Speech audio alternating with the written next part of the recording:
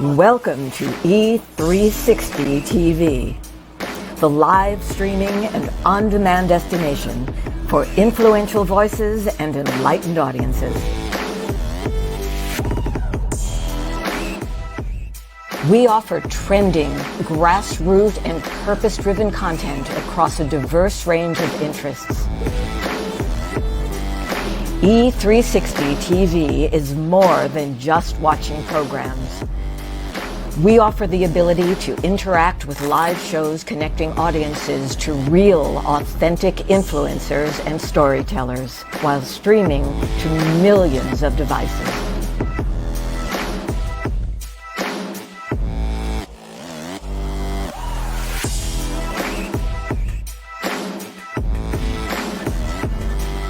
Real experiences. Raw conversation. One destination for it all. E360 TV.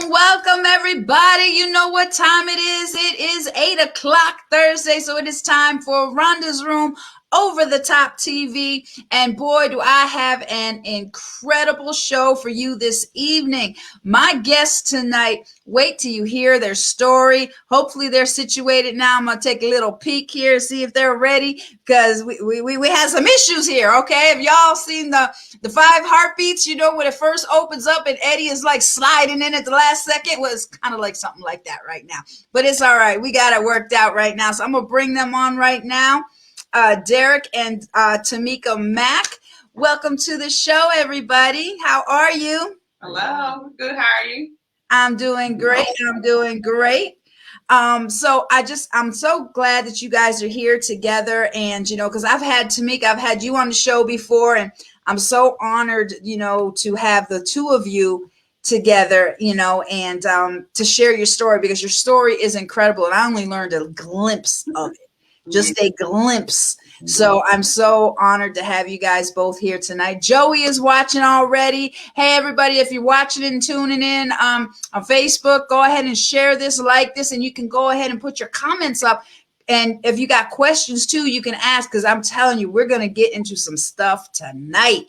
It's going to be something, y'all. It's going to be something. That's all I'm going to say. I'm just going to leave it right there. So I'm going to just let you introduce yourself for a few minutes.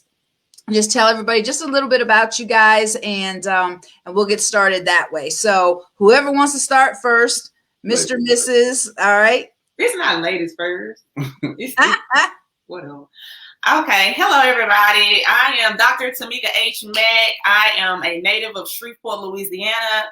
I am a wife, of course, and I am the mother of 2 children by birth and 2 children that I was blessed with through my marriage to Derrick. I am also a master level social worker. I love all things humanity. I have struggled with my gift, my call to serve at that capacity, but I am definitely done running. I've had enough chastisement now. I'm ready to serve in my purpose. I am also a certified life coach as well. I am a new entrepreneur. I own a boutique called Honesty, a boutique experience, which is created to commemorate my memory with my grandmother growing up, who was a fashionista. So I have bridged that vintage sophistication. As you can see, my top is Mika Lee, representing Annie Lee and Tomika. That was my late grandmother, God rest her soul. And I'm just a pretty cool, laid back chick. I also have begun doing different things as far as platform work, like interviewing people and doing my little talk show thing as well, like Rhonda had. So I'm just grateful to be here, and I'm gonna turn it over to this guy here. How you doing? Derrick Mack. Husband, father. I work professionally as a case manager, working as a subcontractor for the VA for an organization called the L Foundation Supportive Services for Veteran Families, where we help homeless veterans transition into permanent housing.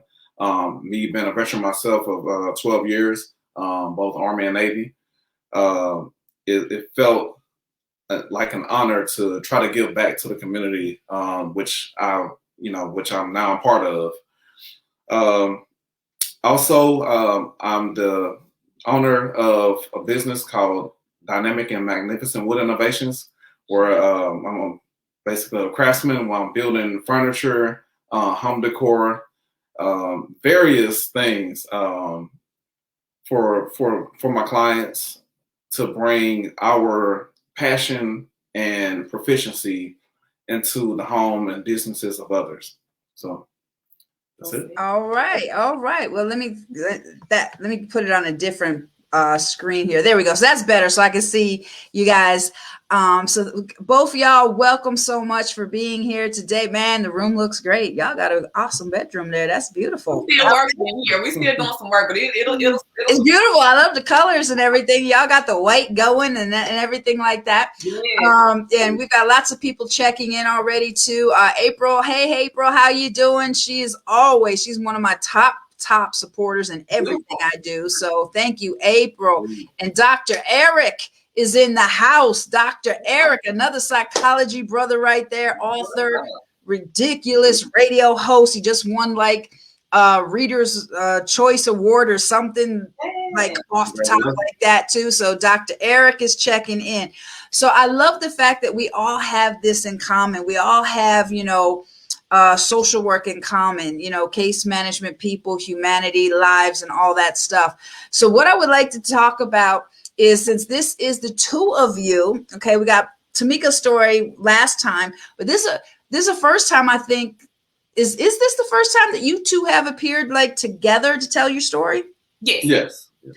Oh my God! Yay! You're debuting on my show. Okay, I love when that happens. I love it. I feel honored. I feel blessed. Thank you so much, and I don't take that lightly. Believe me, I don't. So this story tonight is going to be y'all's story. And now, Derrick, this is my first time. Well, I met you before, at the manifestation thing, but we really didn't get to talk. Now, me and Tomika, we talk. We talk. So we done ugly cried together and everything. So we know each other. But I just want to make you feel comfortable and know that, with me and with my show, there's no rules, there's no filters. You don't have to worry about anything. I'm a counselor as well. Trauma is my specialty. I'm a certified grief specialist, PTSD. I got a whole thing for veterans, all kinds of abuse, family violence, anger management, LGBT, moral recognition. I got loads of stuff, and those are all my specialties. But what I love about y'all's story is, y'all got a story, man. And we'll get into it and stuff, but first of all, let's start here. How long have you two been married? 5 years. 5 years. All right, so 5 years. So I want everybody to pay attention to that. A lot has happened in 5 years. So how long have you guys been together? You've been married for 5, but how long have y'all been together? 6 years. Oh, okay, not that much difference. Yeah. About 6 years. Okay, still. All right, so that's a lot. All right, so where do you want to start? And if there's something that I ask about, Derrick, because me and Tomika are very comfortable talking, but if there's anything that makes you uncomfortable, just be like, yo, Rhonda, I don't want to go there right now, and I will digress, no problem.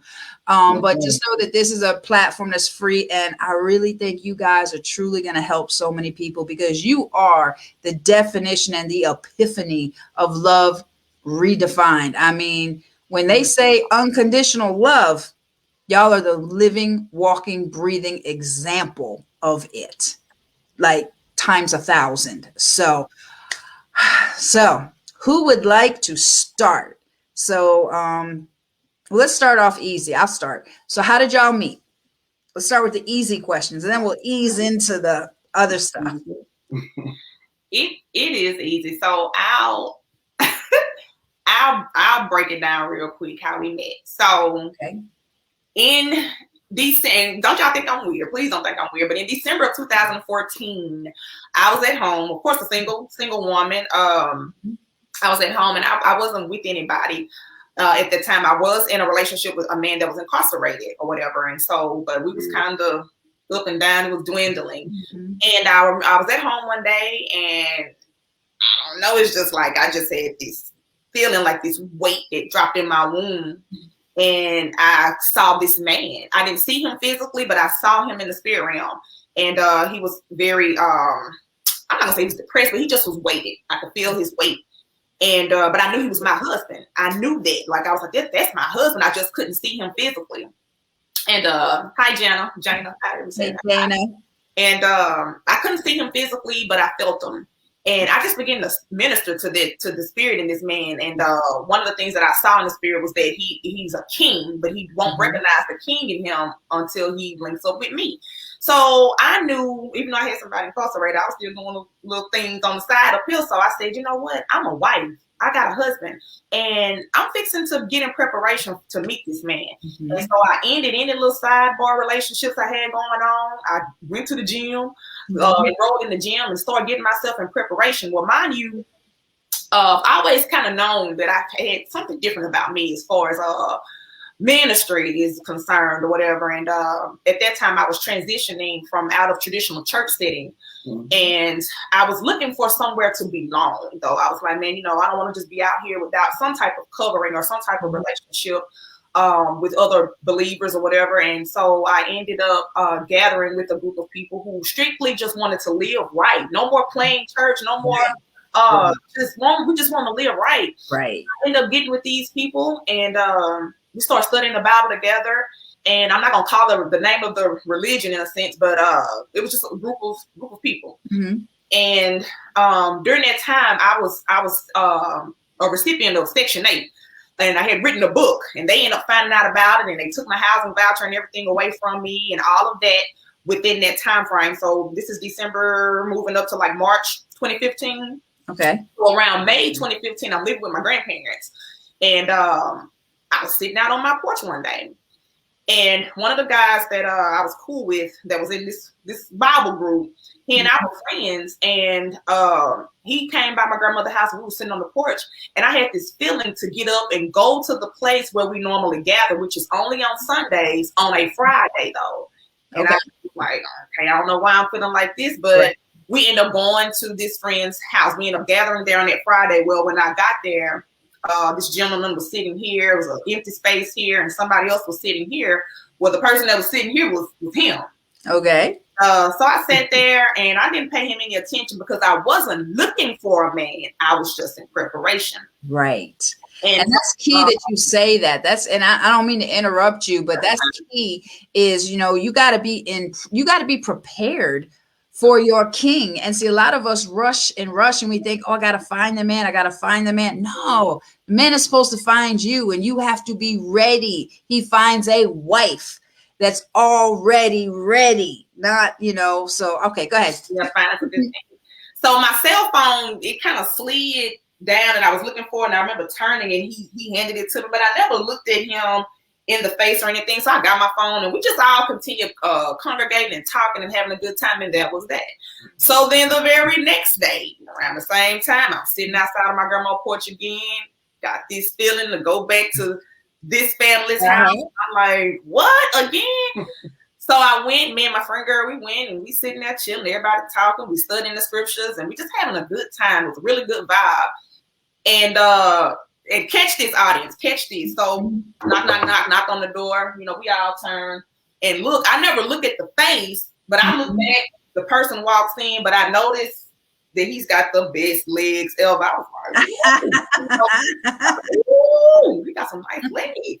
And they end up coming by me and sitting next to me. Now, what I will say is that I wasn't hard up for a man, but I just felt like I wanted to be close to this man. So I kind of put my knee, I sat up and my knee was kind of touching his. And so my friend girl texted me. And when she texted me, she said, I see a connection between him. And I said, oh, girl, what? And that was that. So we were talking and I was telling them I had come across a book that's not incorporated in the Bible right now, but it is a part of the Bible. The Bible references it. And he was like, well, will you send me that PDF? And I said, yeah, give me your number. And so he gave me his number and I sent him the PDF and that was right. All right. And here we come to Sunday, the day that we normally gather now. All right. And so I used to dip and dab in cigarettes or whatever. And that's a story for another day. But I would smoke cigarettes from time to time. And I was standing outside these people's house. We up here on a Sunday. And I'm standing out there smoking a cigarette with my guy friend. And car pulls up. This guy gets out. And it's him. But this is the first time I ever just saw him. Saw him. Right. Wow. You know, so I pulled my shades down. I was like, I want to know who that is. Just like, who is that? And but I didn't want him to see me smoking either, so I thumped the cigarette out and still smoking. And that was that. So we walked back into the Bible study, and I just was not trying to hear nothing the teacher was saying. I just kept kind of making eye contact with him. And afterwards, I asked the woman of the house. I was like, "Girl, who is that?" And she was like, "That's one of such and friends." And I was like, "Oh well, you know, I didn't see no ring or anything, but I was just like, And I just had this feeling like I want to talk to him. And I was sitting after we left. I was sitting at another friend of mine's house, and I was like, "Girl, I want to talk to this guy." And I was like, "Oh, I got his number. I forgot I got his number." Yeah. So I text him. Catch this, everybody, catch these key points. So when I text him and said, "Hey, you look nice today." And he was like, "Oh, thank you," or whatever. And he said, "Do you mind if I call you?" And after that, he called and he said, "Yeah, I'm just sitting out at the boat lunch." Catch that. Keep that in your thinker up here. He said, "I'm sitting out at the boat lunch, sitting on the dock on Cross Lake." Keep all that in y'all thinkers up here. Sitting on Cross Lake. And I was like, "Okay, I love Cross Lake. And that's one of my favorite places, blah, blah, blah." And y'all, from there, within a week, we was like a fam. It went fast. Wow. And he was everything. And so that brings up to how we made. Did I leave anything out? Okay. All right. How you in all? No, you didn't. She was very detailed, wasn't she, Derrick? I just want to give people the vision. You know, I'm visionary. Right. I'll just add that. As ladies, we're paragraph. We're paragraphs. We're gonna give you the whole description. I want you to get We're gonna give you the whole everything. The guys are the bullet points. They're like, yeah, you hit it. That's it. It's like, so we give you the scenic route to get to it and stuff like that. All right, so Derrick, so let me ask you then. So what was it about Tomika that you saw before we get into your story and how everything came together and stuff like that? You know what? When I met her, like, I was in a place where I wasn't really looking for anyone myself. I was just kind of doing a little soul searching at that point in time in my life. And but when we communicated on that Sunday, oh,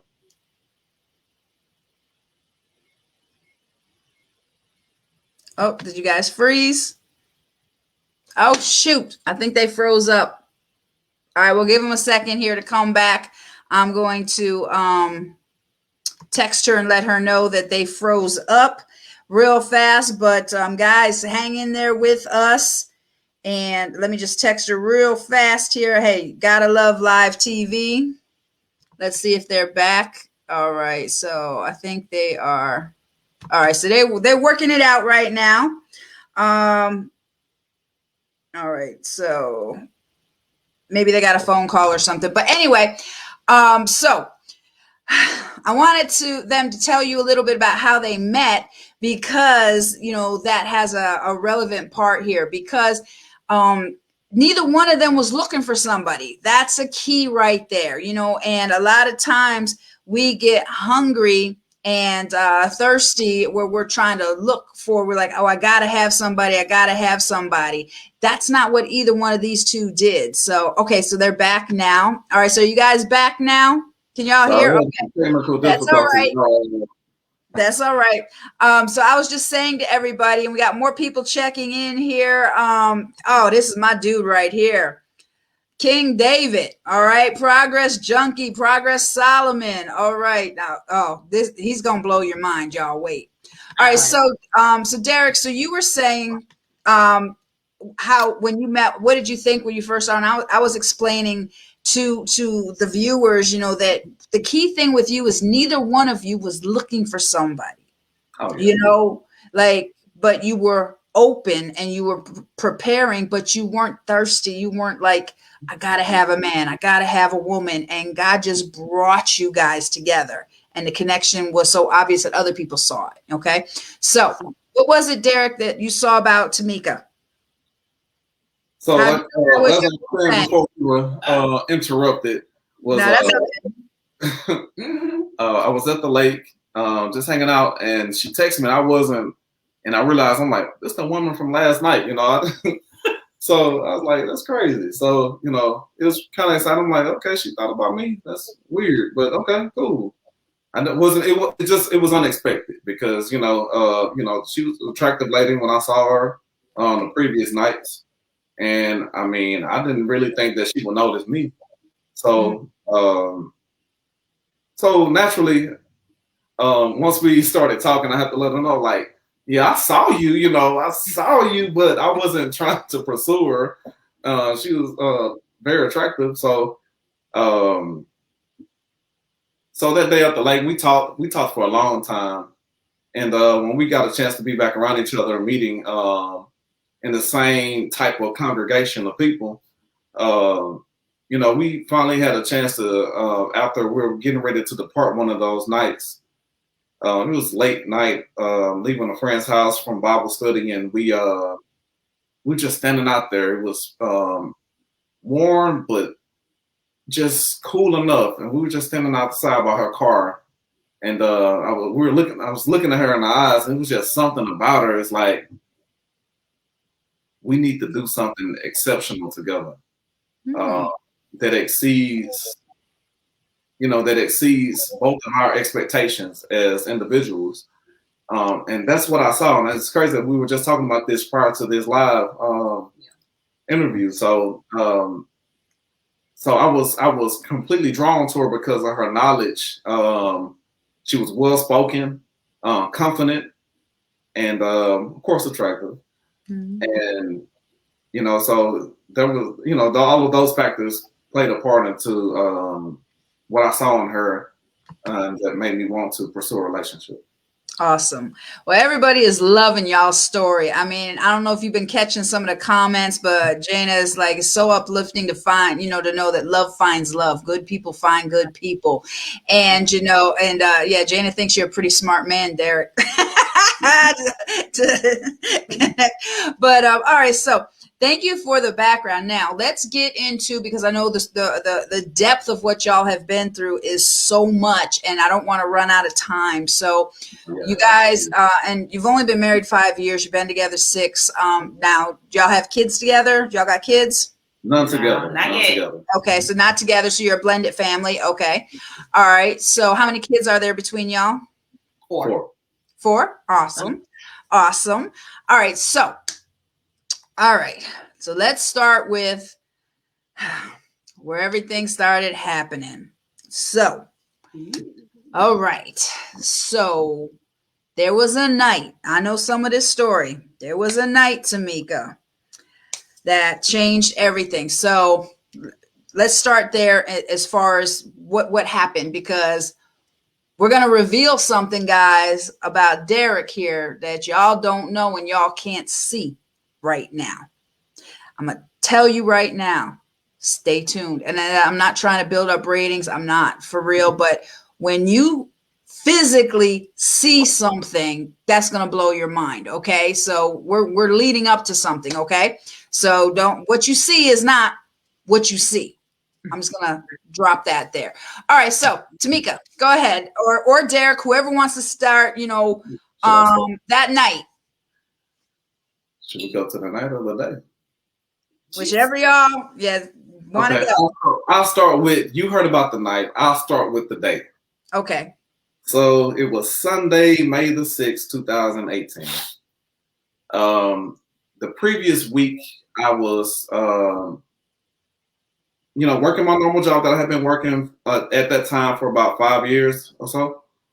And I was going on job interviews because I was ready to leave that organization and get back into, the industrial side of, blue collar, white collar work, whatever. So I was trying to get back into the oil field, which I had worked in years prior. So I had a job interview. I got the job. So on this particular Sunday, I went to my regular job, which I'm off on the weekends. I went to my job to make sure that all of my case files were completely in order, where when someone else behind me took over my case files, it would be a smooth transition once I put in, my notice, my resignation letter. So I went to work that Sunday. I had everything caught up. Everything was in immaculate condition. I came back home a little bit early that afternoon. My wife had cooked breakfast. The kids had eaten. I came home. My plate was in the microwave. She warmed it up for me. I sat at the table as I, set my bags down from work. And she was cleaning up the kitchen, served me, cut a piece of my pancake, which I'm still mad about. So it was a cool morning. So after I finished eating breakfast, I think I went into the living room. Mind you, we had just only been in our house for about 2.5, 3 months at that point in time. And so I had my game system in the living room. I got on the game. She was like, "Babe, I'm gonna join you." And this was the first time that we ever enjoyed playing a video game together in our new home. So for me, it was a perfect day. It was an amazing day.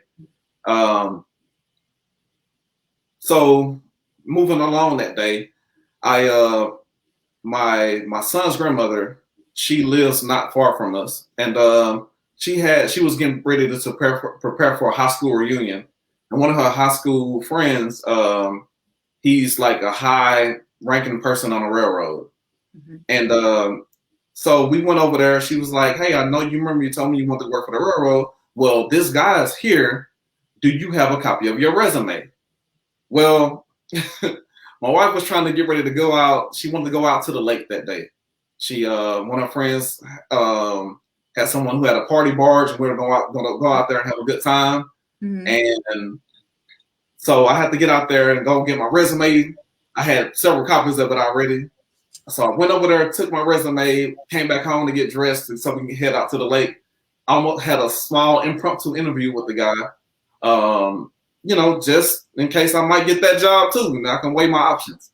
Right. And so we went out to the lake that day, and after that little impromptu interview, and we'll go back to her. All right. So let's recap here. So it was the perfect day. It was a beautiful day. And what day was it? May 6th, 2018. It was a Sunday. So this is significant, the timing of the show too. So we'll get to that too. So perfect day, you're married, you got a house, you're thinking you're putting your resignation in, you're about to go land another great job, you're on the way to the lake. Now, Tomika, now you take over. We were just on the up and up at that point in time, we was just at that space. That's the space that we were in. But what he did leave out was the fact of the matter is I did not want to go on the lake, actually. Oh, okay. I did not want to go on the lake, but I didn't. We had a proposition 7 days prior for the same type of scene. And I had qualms like, no, that Sunday. And then when this Sunday came around, I was like, well, I don't want to keep saying no. And but I thought he would say no because we had other plans with our children that day. And I asked him, like, babe, you want to go out on the lake? thinking that he'll say no, and then to my friend girl, it won't seem like it was me putting her down. That's me with that. And he was like, yeah, because he loved water.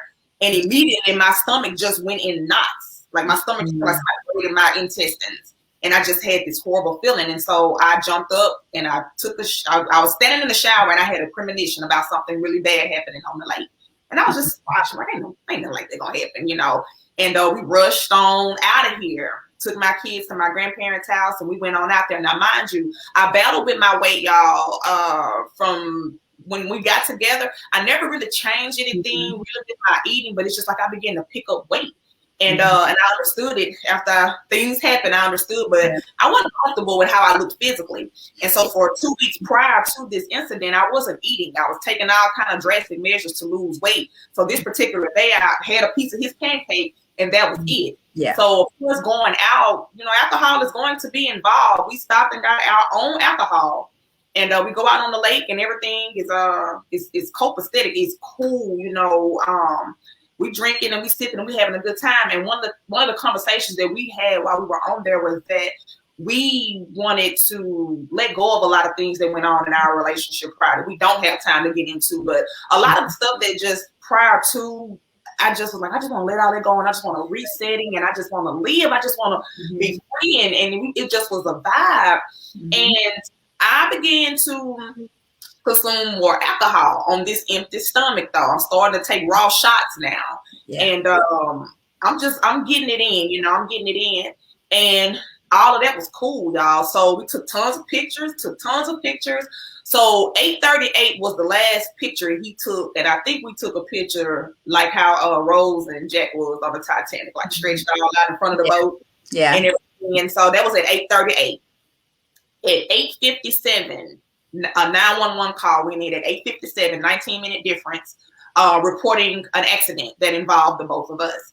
And we were in a rollover car accident within that 19-minute stretch. Right? Within that 19-minute stretch, what happened? One of the key things that I want everybody to take away from tonight is, especially women that have gone through various types of trauma, abuse. I'm the byproduct of a crack epidemic, child molestation and rape, raising siblings, you know, just never having a father, domestic abuse, you know, everything that women go through that we hold on to and we don't heal from. Tamika done been through it. And but I healing was trying to grab hold of me 10 years prior to this relationship, and I would not let it happen. I wouldn't let it happen. And I always felt in my mind that marriage was going to cure me. And I just soaked all of my imaginations up in marriage because everything else had been robbed and taken and tainted. Right. I was like, if I ever get married, and mind you, so fast with he and I. And I love Derrick, but I realized that the majority of the relationship, which was only 2 years in, we got married in 2016, I was in fear with Derrick. I was not in love with him. I lived every day in fear. Like, what's going to take my happiness away? Not that I was insecure that he was cheating on me or anything like that, but I just was like, man, I got this, and I'm so afraid of it, though. And another key part is your weight. What was your weight at that time? What was your weight? So my weight, I was like 230 something pounds. But what it was let's bring it into the physical. That wasn't nothing but a barricade. That wasn't nothing but protection. That's it. 230. I got up to 230 pounds. You see what I'm saying? And when all of that went on, and so let's tie it all back in. So 8:57, there's a rollover accident involving the both of us. I caused that accident. Now, I don't remember everything, y'all. Only thing I know is that I went from being cool to just having glimpses of me just being enraged. Now, come to find out, I was upset because I saw him talking to an acquaintance of his with his cell phone out. Now, my mind, that fear, what I saw, plus I'm inebriated on top of spiritual warfare, though, and everything toxic coming up says, hey, this is the day you're finna lose everything. He's cheating. And I just went berserk. And anytime I'm a little crazy, so when I'm buck wild and I'm loose, don't put me in no type of enclosement. Don't put me in a small room. Let me just be wearing bunches and ignorant. And they put me in the car, though. And I do remember opening the car door, like, let me out of this motherfucker. let me out of here. I'm just crying. Baby, what's wrong?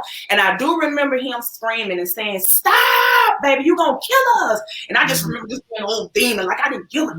And I believe that I grabbed the steering wheel and flipped us over. All right. And I remember it felt for a minute that I was dreaming until I realized I had a lot of pain in my neck. And I'm like, why my neck hurt? And then everything in my car was flipped upside down. I'm like, this don't make any sense. And then I realized, I said, well, we in trouble.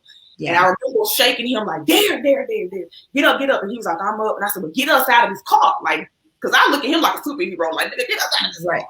And we was beating on the windows trying to get out. And he said, I can't get us out. Well, I think we both just decided to die because you could smell the fumes in the car like it was fixing to blow up. I said, well, I'm not going to burn alive. I'm going to die. And next thing I know, ambulance. Ma'am, stay with us. Ma'am, are you okay? And I remember vaguely not caring about what they were saying, but I just needed to know he was alive. And they say, ma'am, he's alive. And I said, I just need to feel his hand. Let me just feel his hand because my vision was really, really blurred. And I remember grabbing his hand. And he said, I'm okay. And I said, okay. Well, I go on to the emergency room. Yep. So while I'm in the emergency room, I'm still like I'm dreaming because I just remember having fun. So I got bloody legs. I got a big knot on my head. I'm like, but I'm looking at my finger. I said, I'm married. Like I knew, I said, this something's not right. And I felt a disconnection from him. And I kept asking, like, where's my husband? And nobody was like, you don't know. So I'm in and out of consciousness. I began to see a bunch of familiar faces, like people he worked with and all that. I'm like, what the hell all these? That's why I'm thinking this is a dream. Right. And then my mama and my daughter, I'm like, what's going on? My godmama showed up and I remember me and her holding hands. And I said, what's going on? She said, baby, just rest. And I can't remember if it was a police officer or a doctor that walked in. And they was like, Mrs. Mack. And I remember getting up looking. And I said, huh? And they were like, well, we regret to inform you. Now, I knew something was wrong. I just didn't know what's wrong. Right. And so I grabbed my heart. And they said, we regret to inform you, your husband has been involved in a train accident.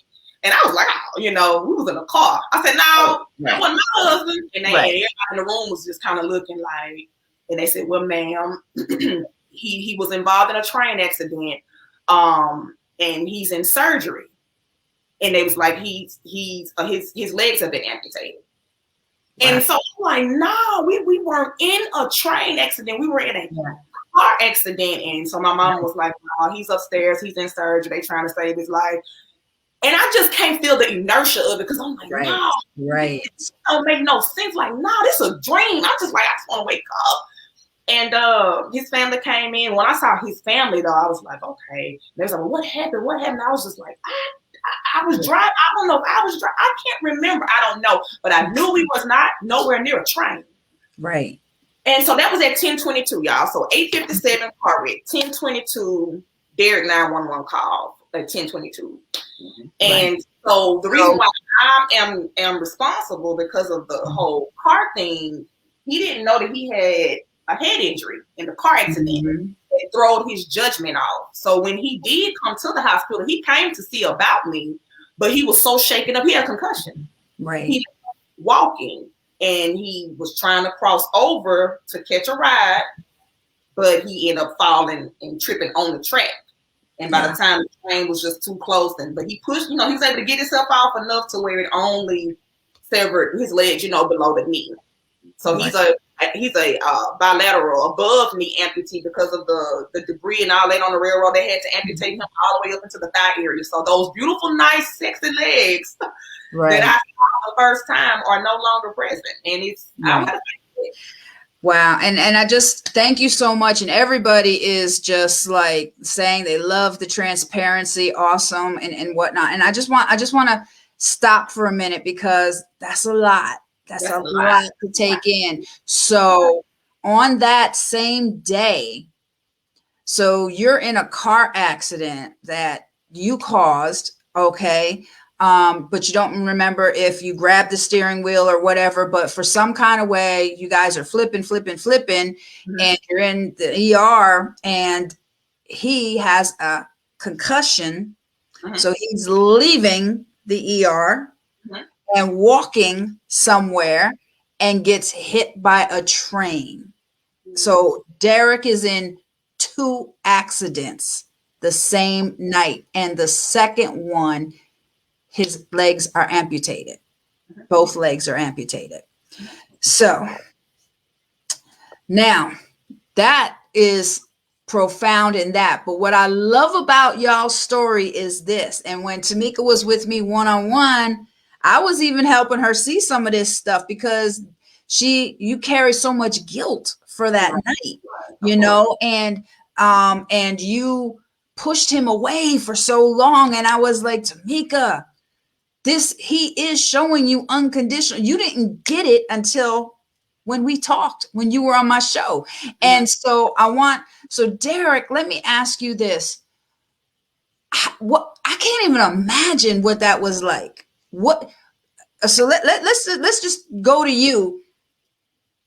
And I don't even know what to say. I mean, I've never had anything amputated. What was that like? Because you're already military veteran. You come through that no problem and stuff like this. And then now with this relationship, and then now you lose both of your legs. And the thing is, you're still here and you guys are still married. So fill in the blanks from there, Derrick. How does that happen?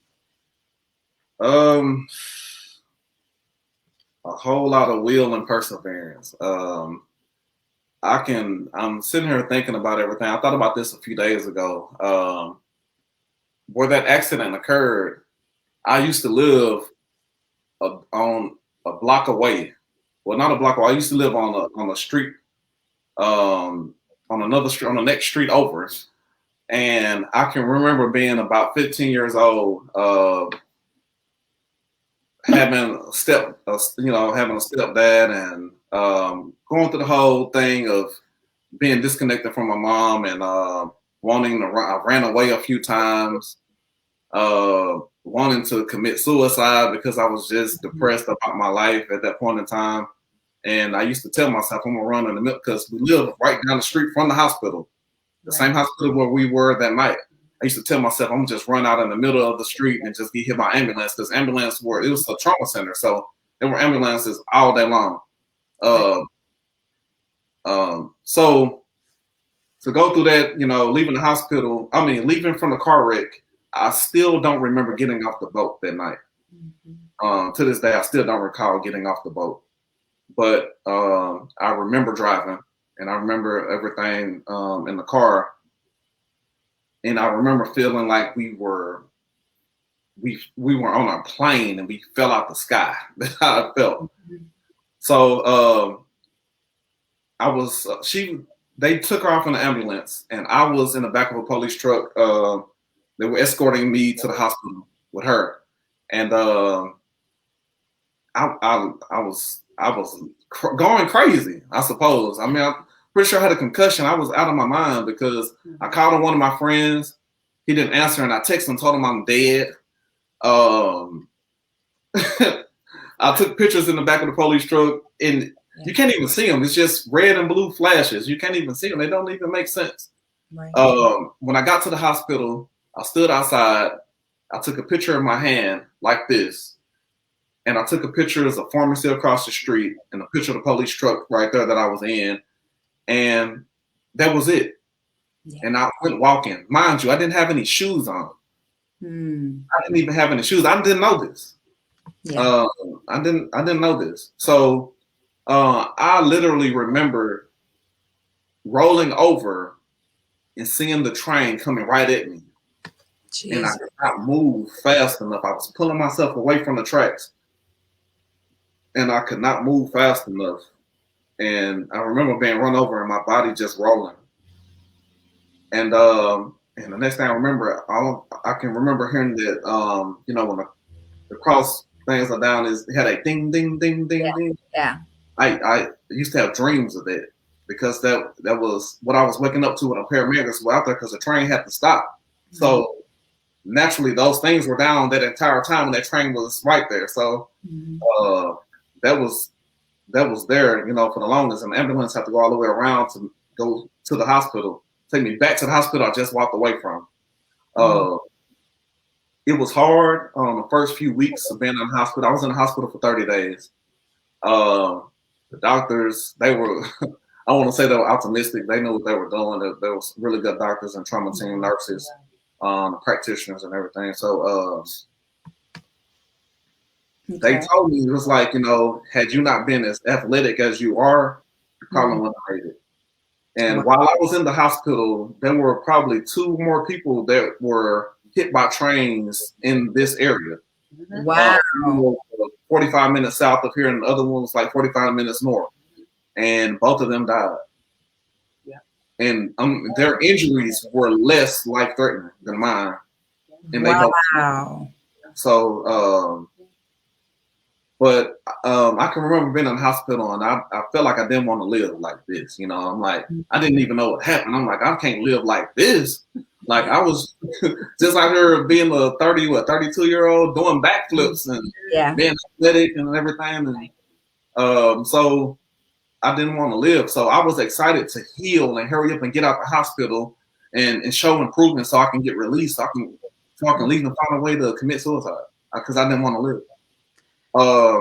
But probably sometime within that second week of being in the hospital, I'm on the 6th floor, so I couldn't even see trees. But I could still hear trains going through the night and the day.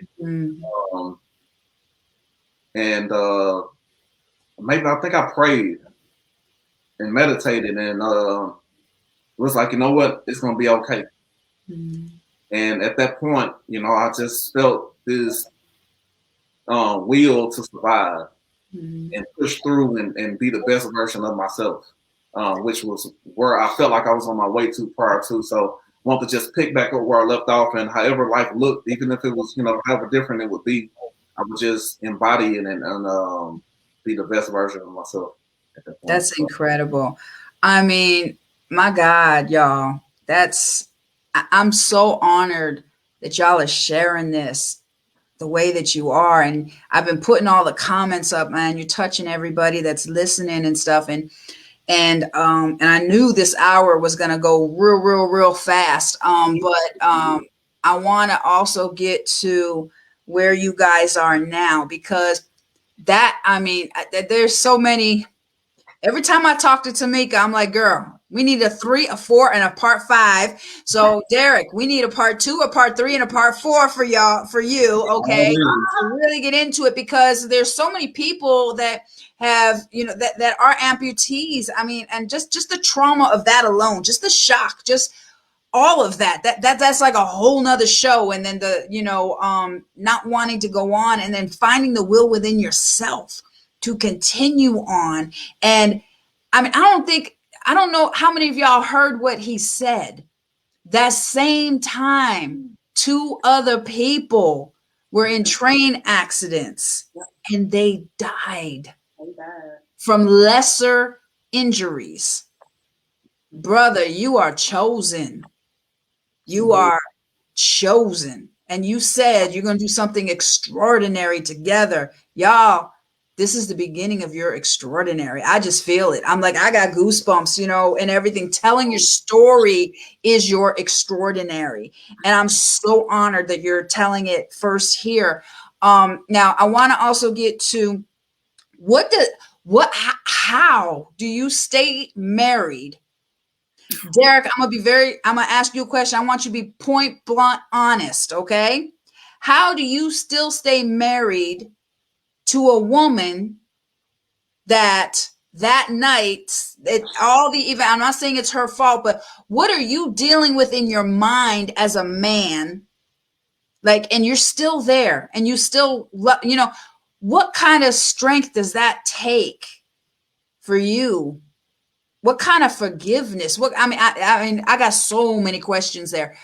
That in itself is incredible, because most other people would have been like, bye, you know. Heal me. I can simply say I remember my my initial encounters in 2015. I remember what I saw, and I held on to that. You know, everything else in the middle was just noise. You know, things to just keep you distracted. from the overall goal, which I saw that that maybe she was a little less mature in the on the journey. Maybe she had less, experience on the journey than I did throughout life. That she had to navigate for herself, and so that kept me focused. And what a lot of people got to understand is that a lot of people look for the fantasy, the Disney story about relationships and love. Like, marriage is more than love. It's more of obligation about, continuing to advance community than it is about love, and, material things. So it would have been easier to leave than it was to stay. And I'm hard headed. So I guess I kind of felt like, Rock, and we had the music, there's no easy way out and there's no shortcut home, you know. And I felt like in that night in 2015, we were sitting outside our friend's house, and I looked in her eyes, I saw a destination that we could reach together. And that's what kept me steadfast on this journey. See, I mean, that's like, to find a man that thinks like that, Derrick, that is God. That is Tomika. That, you're right. You saw the king before he arrived. That's a king right there. To be able to see past your fears, to be able to see past your mistakes, and to see, well, maybe you weren't as mature, and to love you despite, and still be there and still see the destination and not want to give up and still want to do life with you. And you guys are like amazing right now. And it's just incredible. And Tomika, I want to jump to you real quick here, because I know everybody's going to want more I want more to this story. And so Tomika, what was it like for you to deal with the guilt? What was it like for you? And like now, okay, and like, as we were coming on the show, you're helping him with his, I don't know the correct terminology. Forget me. What is it? Yeah. So you are taking on the true role of, when you get married, it's for better, for worse, in sickness and in health. So your view of marriage changed too, because now you're caring for your husband and you're having to assist and help and stuff. So what was that like for you? What is that like for you?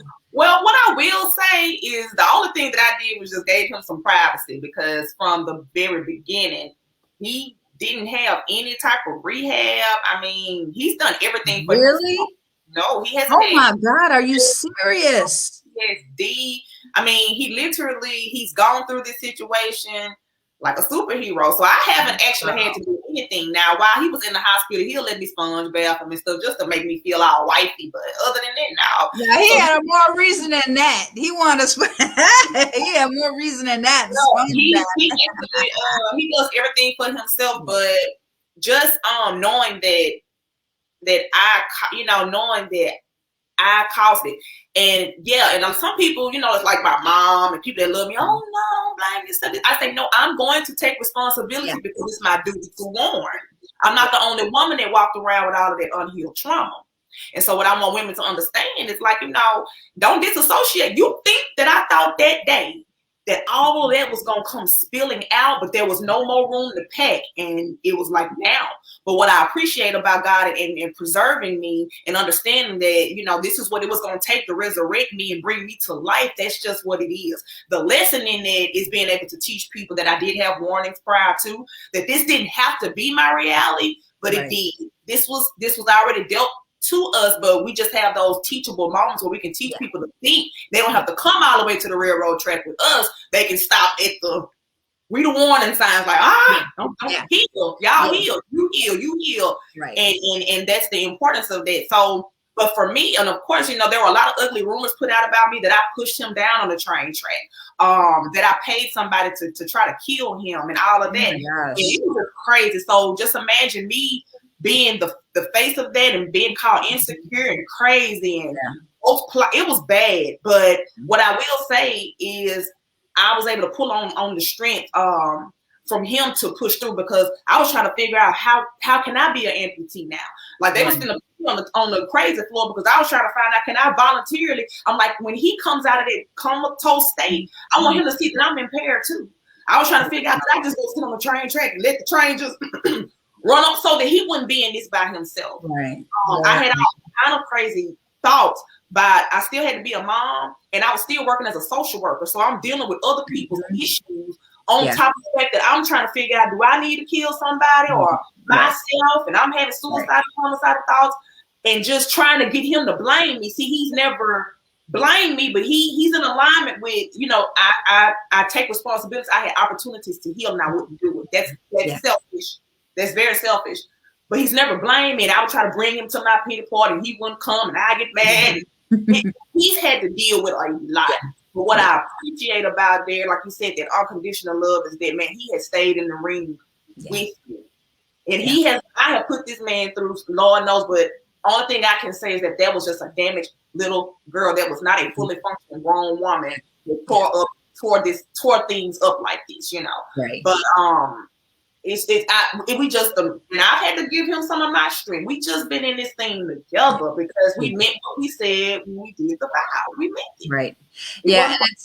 And I love that, because you guys are, you know, you're such an example of true unconditional love and not giving up on each other no matter what comes your way. And I love what you said before a couple weeks ago, Tomika, where you were like, you know, some decisions you got to be careful, because some decisions hurt people. And we have to learn to take responsibility for that. And a lot of times we all look for that exit to blame somebody, but we also have to own up to some of our decisions hurt other people.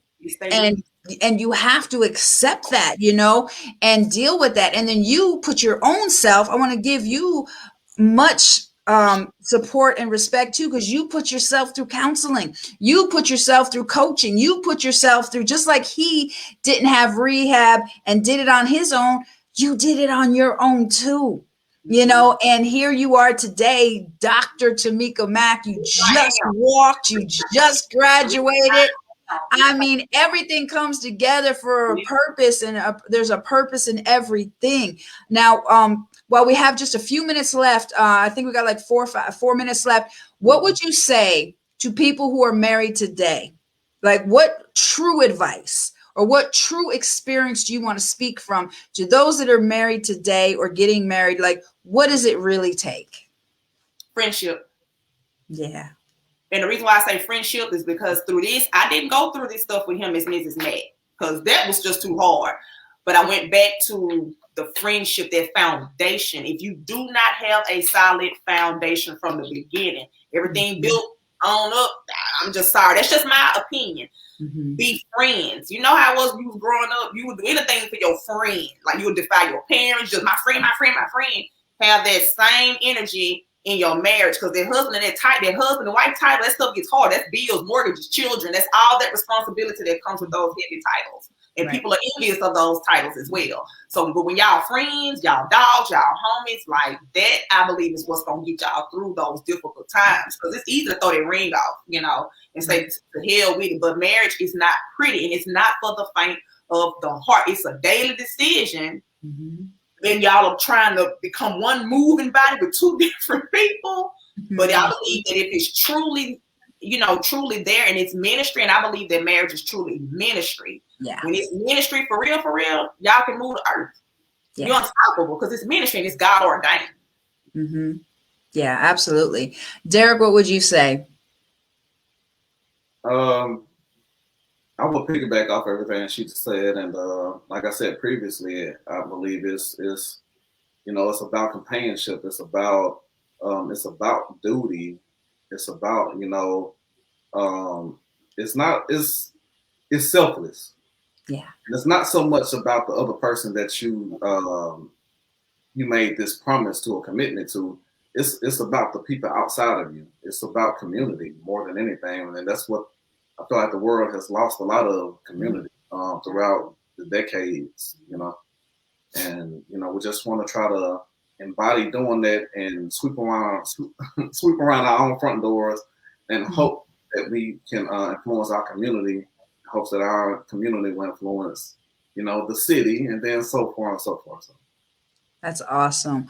Well, guys, I cannot believe this hour is up already.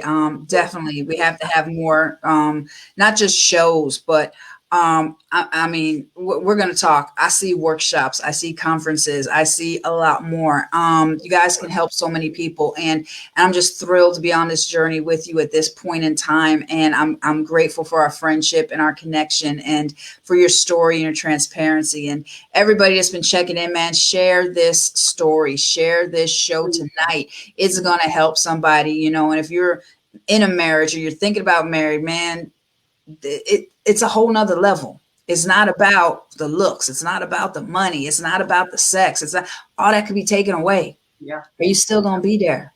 Are you still going to be there? That's the key. That's the question. Are you still going to be there? So I thank you guys so much for this. And man, my heart is so full, and I'm just so touched. Everybody, please support these guys. Oh, how do they follow you on social media?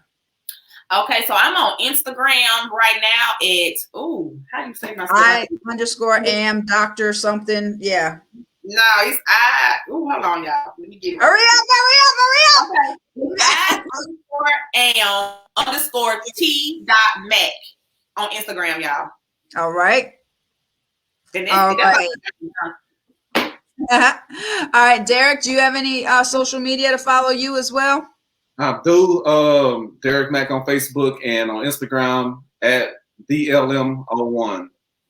All right. I've been on there so long. So. All right. That's all right. All right, guys. Love y'all. We got to go. Thank you, everybody, for watching and tuning in. And God bless you both. Thank you so much for sharing your story. Mwah. I love y'all. Love you too, Rhonda.